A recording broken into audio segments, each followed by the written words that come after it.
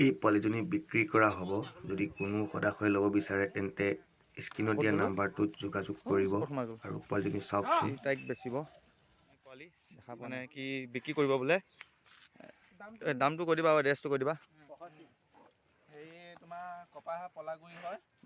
Phone নম্বৰটো মই দাদাক দি দিম। বাকী দাদাৰ লগত দাদা হেৰিটোতে পাই চেনেলটোতে পাই যাব নম্বৰটো। বাকী আৰু ফোনত দামটোৰ কথা আমি ফোনতে পাতিম। যদি আপোনালোকে যদি কিনিব বিচাৰে এজনী পুৰা সজা পোৱালি যদি কিনিব বিচাৰে তেনেহ'লে কণ্টেক্ট কৰিলে পাই যাব। পোৱালিজনী কেইমাহমান হ'ল?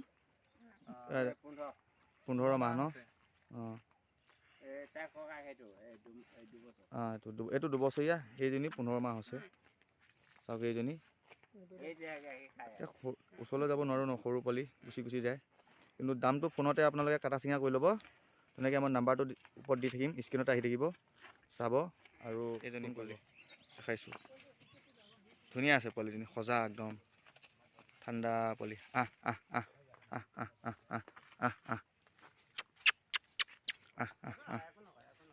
এইজনী চাওক, এইজনী দেই চাওক।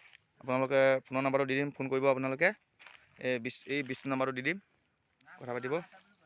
নাকটো ফাটা হৈ আছে, ঠিকে আছে, ফুটৰ হৈ আছে ন, সুন্দৰ।